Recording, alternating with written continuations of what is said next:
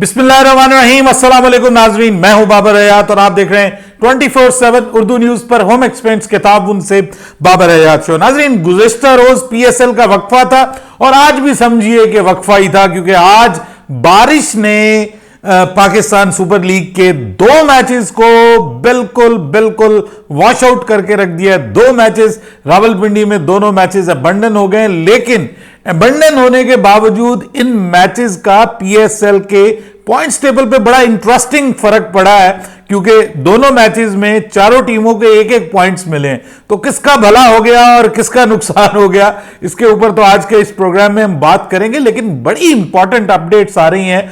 Pakistan cricket board के जराए बता रहे हैं कि जनाब बड़ी इनकलाबी तब्दीलियां पाकिस्तान क्रिकेट बोर्ड में तो आ ही रही हैं। मोहसिन नकवी साहब ने जिम्मेदारियां संभाल ली हैं। आपको पता है कि वो पंजाब के सीएम के तौर पे सुबकदोश हो चुके हैं, पंजाब में नई गवर्नमेंट बन चुकी, तो वो अब पीसीबी के पीछे हाथ धो के पड़ने वाले हैं। इन अदर वर्ड्स, बहुत सारे लोगों के पीछे हाथ धो के पड़ने वाले हैं। तो उनके आने के बाद बातें हो रही हैं फॉरेन कोचेस को लेकर के आने के हवाले से, और कुछ कप्तानी के हवाले से भी डिस्कशन हो रही है। क्या न्यूजीलैंड के खिलाफ कप्तानी बरकरार रहेगी शाहीन शाह अफरीदी की, या कोई नया कप्तान हो सकता है? और फिर न्यूजीलैंड के खिलाफ जो स्क्वाड आएगा उसमें कुछ नए नाम इंक्लूड करने के हवाले से बातें हो रही हैं। फैसला किया जा रहा है कि काफी नए यंगस्टर्स को जो पीएसएल में परफॉर्म कर रहे हैं उनको मौका दिया जाएगा। कौन कौन से खिलाड़ी ऐसे हैं जिनके नाम सामने आ रहे हैं कि उनको न्यूजीलैंड के खिलाफ आजमाया जा सकता है T20 वर्ल्ड कप से पहले। इन तमाम मौजूद पर तो हम बात करेंगे ही, लेकिन आगे बढ़ने से पहले आपसे गुजारिश कि अगर आप हमारे नए व्यूअर हैं तो प्लीज हमारे इस चैनल को जल्दी से कर लीजिएगा सब्सक्राइब और बेल आइकन को पुश करना मत भूलिएगा।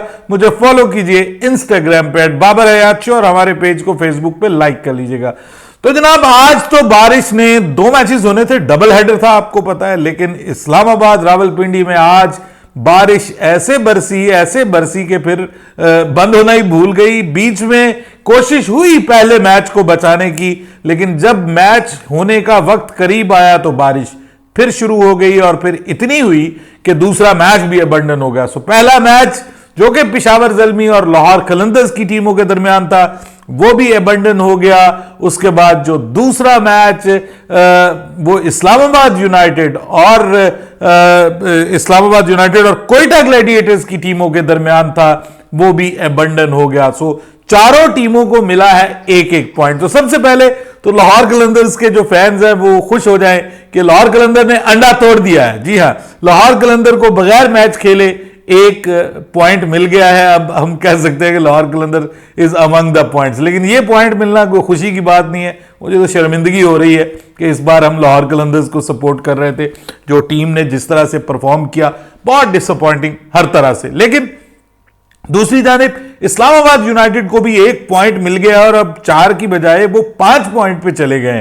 तो एक तरफ से इस्लामाबाद यूनाइटेड वाले ये भी सोच रहे होंगे कि यार हम पूरे 2 पॉइंट जीत ले सकते थे, कोयटा ग्लैडिएटर्स को शिकस्त दे के हम पूरे 2 पॉइंट्स ले सकते थे और हमारी पोजीशन ज्यादा बेहतर हो सकती थी, हमारे 6 पॉइंट्स हो सकते थे, लेकिन हमारे तो सिर्फ 5 पॉइंट्स बने। दूसरी जानिब कराची किंग्स भी सोच रहा होगा कि यार ये तो गलत हो गया, आज तो कोयटा ग्लैडिएटर्स ने इस्लामाबाद यूनाइटेड को हरा देना था और उसके बाद हमारा थोड़ा सा चांस मजीद बढ़ जाना था। मतलब इनको एक भी पॉइंट नहीं मिलना था, ये 4 पे ही रहने थे और नेट रन रेट में मुमकिन है नीचे आ जाते और उसके बाद कराची किंग्स चौथे नंबर पे चली जाती। लेकिन जो करंट पोजीशन है उसके मुताबिक मुल्तान सुल्तान इस वक्त टॉप पे हैं जी। दूसरे नंबर पे इस वक्त मौजूद हैं कोयटा ग्लैडिएटर्स। तीसरे नंबर पे पेशावर ज़ल्मी है। पेशावर ज़ल्मी को भी एक पॉइंट मिल गया है और वो 7 पे चले गए हैं। और पेशावर ज़ल्मी ने ऑब्वियसली इस एक पॉइंट को मिस किया होगा क्योंकि उनका मैच लाहौर कलंदर्स के साथ था और वो सोच रहे होंगे कि हमने तो आज दोनों पॉइंट्स हमें मिल जाने थे, एक पॉइंट हमारा लाहौर कलंदर की तरफ चला गया जो कि हमारे लिए आगे चल के नुकसानदेह हो सकता है। कोयटा ग्लैडिएटर्स के लिए अपनी जगह पे मतलब 2 पॉइंट्स इंपॉर्टेंट थे। उनका ख्याल ऑब्वियसली होगा कि वो कोयटा ग्लैडिएटर्स जो है वो इस्लामाबाद यूनाइटेड को शिकस्त देके आज टॉप ऑफ द टेबल पे जा सकते थे, लेकिन ऐसा नहीं हो सका। सो अब सिचुएशन ये है कि लाहौर कलंदर्स वो कहते हैं ना कि कुछ भी हो जाए पुत्र, तू नंबरदार नहीं बन सकता। वो एक बड़ा मशहूर हमारा पंजाबी का लतीफा है। तो वो कुछ भी हो जाए भाई, लाहौर कलंदर्स अब आगे नहीं जा सकता। जो कोई हल्की फुल्की कोई 0.1% उम्मीद थी, आज वो भी टूट गई। लाहौर कलंदर वॉश आउट हो गया इस पाकिस्तान सुपर लीग से। लेकिन सर, पाकिस्तान सुपर लीग का अब कल मैच होना है, लेकिन उसके अलावा बहुत कुछ हो रहा है पाकिस्तान क्रिकेट बोर्ड में। जी हां, मोहसिन नकवी साहब ने एंट्री दे दी है। उन्होंने बहुत सारे अफसर तब्दील करने का फैसला कर लिया है। पीसीबी में जिनकी दिहाड़ियां लगी हुई थी, जिनकी मौजें लगी हुई थी, खासतौर पे एडमिनिस्ट्रेशन में, उसके अलावा मैनेजमेंट में जो जिन लोगों की दिहाड़ियां लगी हुई थी, वो असल में तकरीबन साल से ज्यादा पंजाब गवर्नमेंट चला के आए हैं। उनको पता है ब्यूरोक्रेसी के साथ काम कैसे करना है और किससे क्या काम लेना है, तो वो अपने साथ अफसर भी लेके आए हैं। तो ये तो एक बड़ी तब्दीलियां होने जा ही रही हैं पाकिस्तान क्रिकेट बोर्ड में। लेकिन अच्छी खबर यह है कि बड़ा फैसला कर लिया गया है। जो 3 बड़े स्टेडियम है हमारे, कराची, रावलपिंडी और लाहौर, इसको अपग्रेड करने का फैसला कर लिया गया, which is a very good news for Pakistan cricket. और आपको पता है कि अगले साल पाकिस्तान में चैंपियंस ट्रॉफी के बारे में बात हो रही है। तो चैंपियंस ट्रॉफी से पहले पाकिस्तान को अपने स्टेडियम्स को अपग्रेड करने की जरूरत है, क्राउड को ज्यादा करने की जरूरत है। लाहौर में कजाफी स्टेडियम में अभी अप्रैल में ही काम स्टार्ट करने का प्लान कर लिया गया है और यहां पर प्लान किया गया है कि ये डबल स्टोरीज बनाएंगे। क्राउड के लिए नई चेयर्स वहां पे लगाई जाएंगी। ये शादी ब्याह वाली चेयर्स जो है ना, ये पिंडी से भी हट जाएंगी और लाहौर में जो लगाते हैं वो आर्जी तौर पर कैपेसिटी बढ़ाने के लिए प्रॉपर चेयर्स लगाई जाएंगी और अपग्रेड किया जाएगा अच्छे तरीके से। कराची के नेशनल स्टेडियम को भी अपग्रेड करने का फैसला किया गया और ये बड़ा तेजी से काम इस पे किया जाएगा, जिसके हवाले से अब उन्होंने बता दिया है कि जनाब ये फौरी तौर पे इस पे काम को स्टार्ट कर दिया जाए, जो पेपर वर्क है उसको स्टार्ट कर दिया जाए। उसके बाद अब क्रिकेट के हवाले से एक एडवाइजरी कमेटी बनाने का प्लान किया गया और क्रिकेट से रिलेटेड जो डिसीजंस हैं वो एडवाइजरी कमेटी ही करेगी। यानी क्रिकेटिंग डिसीजंस, जैसे कप्तान का मामला है, जैसे कोचिस का मामला है, ये सारी चीजें ये वही डिसाइड करेंगे। लेकिन बेसिक डिसीजन ये कर लिया गया है कि पाकिस्तान फॉरेन कोचिस को हायर करेगा पाकिस्तान टीम के लिए, और T20 वर्ल्ड कप से पहले पूरी कोशिश है कि पाकिस्तान फॉरेन कोचेस को हायर करे और फौरी तौर पे उसकी तलाश शुरू कर दी गई है। यानी आज से ही समझ लीजिए कि फॉरेन कोचेस की तलाश शुरू कर दी गई है। प्रॉब्लम यह है कि जो बहुत सारे कोचेस हैं उनके मुख्तलिफ लीग्स के साथ मुआहदे हैं, तो इस वजह से लीग्स के साथ मुआहदे होने की वजह से ये एक प्लान मौजूद है कि फॉरेन कंसल्टेंट्स ले लिए जाएं और फिलहाल लोकल कोचेस के साथ काम किया जाए, और जैसे ही ये लीग्स का सीजन शुरू हो तो फिर पक्के पक्के फॉरेन कोचेस जो है वो लगा दिए जाएं। तो इस हवाले से भी तैयारी शुरू कर दी गई है। और फिर जो सिलेक्शन कमेटी है उसको भी ये बता दिया गया है कि वो बड़ी गहरी नजर रखें पाकिस्तान सुपर लीग के ऊपर, इसके मैचेस के ऊपर, और जो यंगस्टर्स यहां पे परफॉर्म कर रहे हैं PSL में उनको भी कंसीडर किया जाए, और खासतौर पे वो यंगस्टर्स कि जो साथ में अभी डोमेस्टिक सीजन भी खेल के आए हैं और वहां पर वो परफॉर्म करके आए हैं और अब वो PSL में भी परफॉर्म कर रहे हैं, तो उनके ऊपर भी गहरी नजर रखी जाए। तो कौन कौन से ऐसे खिलाड़ी हैं कि जो डोमेस्टिक में भी परफॉर्म करके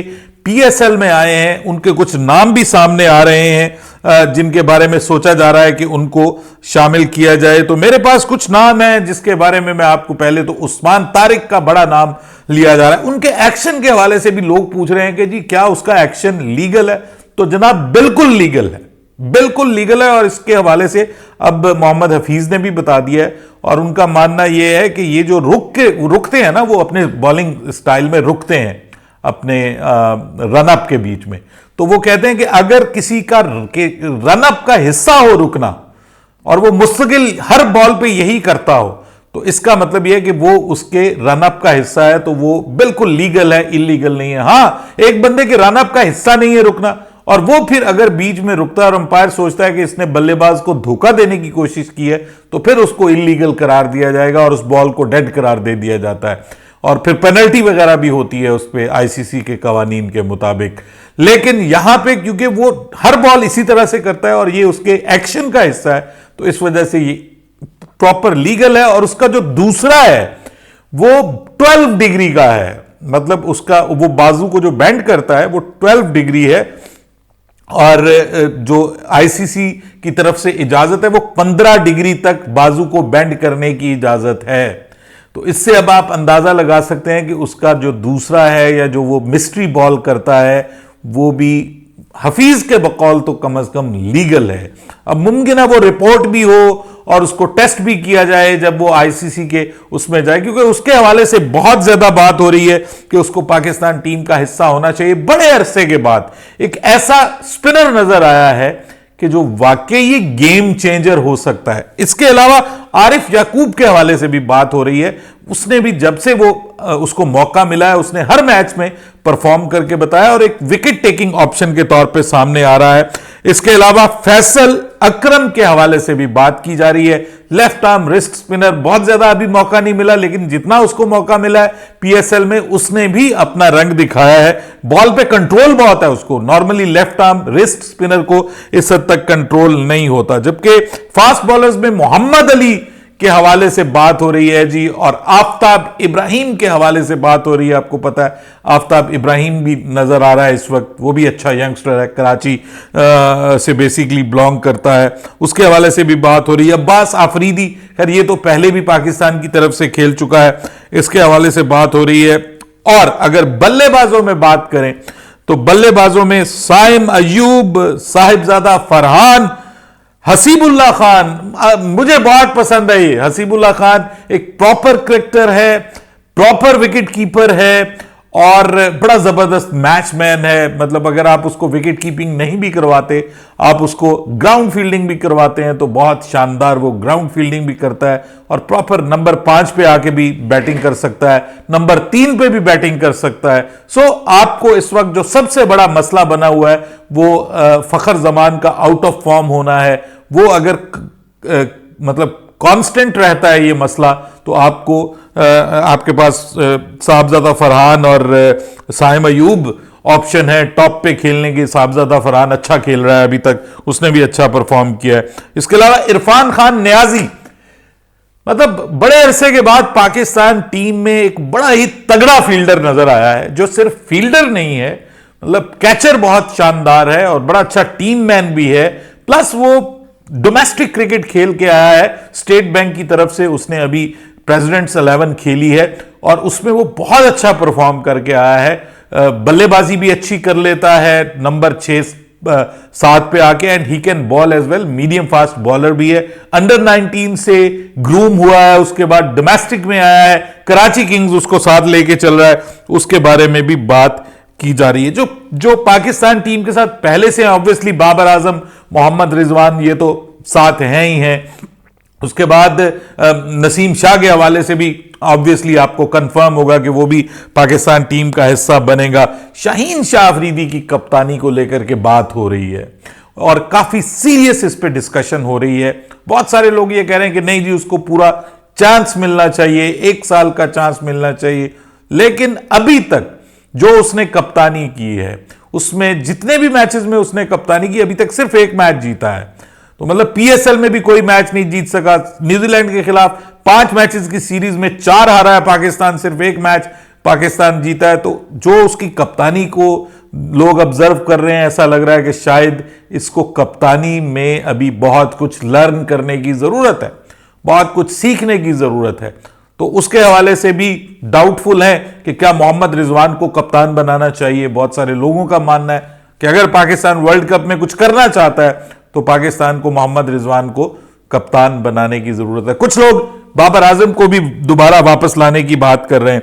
जबकि अगर हम बात करें पाकिस्तान के जो ऑलराउंडर्स हैं तो उनमें अगर आप बात कीजिए तो इफ्तिखार अहमद जो है वो अपनी जगह पक्की किए हुए हैं ऑलराउंडर के तौर पे। He can bowl as well. Saim Ayub भी बॉल कर रहे हैं भाई, अगर उनको बाबर आजम इस्तेमाल कर रहे हैं तो इसका मतलब वो भी बॉल कर रहे हैं। उनके बारे में भी आमिर जमाल काफी हद तक डिसअपॉइंट कर रहे हैं। फास्ट बॉलर्स में इस वक्त अगर कोई ऑलराउंडर की तरह नजर आ रहा है तो मोहम्मद वसीम जूनियर हैं जिनको कंसीडर किया जाएगा, और साथ में अगर कोई इस हवाले से कंसीडर किया जाएगा तो वो अब्बास आफरीदी है, जो बैटिंग भी कर सकते हैं, बॉलिंग भी कर सकते हैं, लेकिन कोई तगड़ा ऑलराउंडर उस तरह से बॉलिंग ऑलराउंडर इस वक्त फास्ट बॉलिंग में सामने फिलहाल नहीं आ रहा। आपकी नजर में हो तो मुझे जरूर बताइएगा। तो ये जो साउथ शकील के बारे में भी इवन बात की जा रही है कि उसको भी कंसीडर किया जा सकता है। जहां तक बात नाफे की है, उसने पहली इनिंग्स में बहुत ज्यादा इंस्पायर किया, लेकिन नाफे को आई थिंक सो कि अभी पाकिस्तान को डोमेस्टिक क्रिकेट खिलानी चाहिए ताकि वो थोड़ा पक्का बल्लेबाज बने। अभी उसको डायरेक्ट इंटरनेशनल क्रिकेट में लाना थोड़ा सा खतरे से खाली नहीं होगा। मेरे ख्याल में, मेरी ये जाती राय है कि अभी उसको थोड़ा सा टेम्परामेंट को अपने बेहतर करने की जरूरत है, उसको अपनी विकेट पे प्राइस टैग लगाने की जरूरत है। बहुत ज्यादा जोश में आके अभी वो विकेट गंवा रहा है, हालांकि पहली इनिंग्स उसने बहुत कमाल की खेली है, बहुत आउट क्लास खेली है, लेकिन मैं समझता हूं कि उसके बारे में भी सोचना चाहिए। मोहम्मद हारिस भी एक टेंशन बनी हुई है पाकिस्तान के लिए कि हमने इस लड़के के ऊपर भी बड़ा इन्वेस्ट किया है, लेकिन ये भी अभी मुस्तकिल हमें नाकामी दिखाई दे रही। लेकिन प्रॉब्लम यह है कि मोहम्मद हारिस भी ओपनर है, अगर आप उसको तीसरे चौथे पे खिलाएंगे तो वो भी कहेगा कि भाई मैं नहीं चल सकता, ठीक है, मुझे मेरा नंबर चेंज कर दिया। अगर आप बाकियों को नंबर, फखर को नीचे खिलाएंगे, वो भी सोचेगा मेरा नंबर चेंज कर दिया। तो ये मसले हैं, पाकिस्तान के पास ओपनर्स बहुत ज्यादा हैं। तो अब करना क्या है पाकिस्तान को, ये सबसे इंपॉर्टेंट चीज है। ये इस बार वर्ल्ड कप के लिए टीम बनाना को बहुत ज्यादा आसान नहीं होगा। आपके ख्याल में पाकिस्तान का बेस्ट स्क्वाड क्या हो सकता है T20 वर्ल्ड कप के लिए, बल्कि उससे पहले न्यूजीलैंड के खिलाफ सीरीज के लिए? मुझे जरूर बताइएगा नीचे कमेंट्स में। लेकिन PSL के हालात ये हैं कि PSL से जनाब लोग भारत जा रहे हैं, यानी कैरन पोलार्ड एक शादी में शिरकत करने के लिए भारत में, वो जो अंबानी फैमिली की शादी है, बड़े अरबपति हैं वो, खरबपति, इंडिया की सबसे अमीर फैमिली है, तो उसके बेटे की शादी के लिए, मुकेश अंबानी के बेटे की शादी की प्री वेडिंग सेरेमनीज में शिरकत के लिए 4 दिन की छुट्टी लेके चले गए हैं भाई। ये हालात है पाकिस्तान सुपर लीग के। अपनी राय दीजिएगा कमेंट सेक्शन में। बाबर हयात को इजाजत दीजिएगा। अल्लाह हाफिज।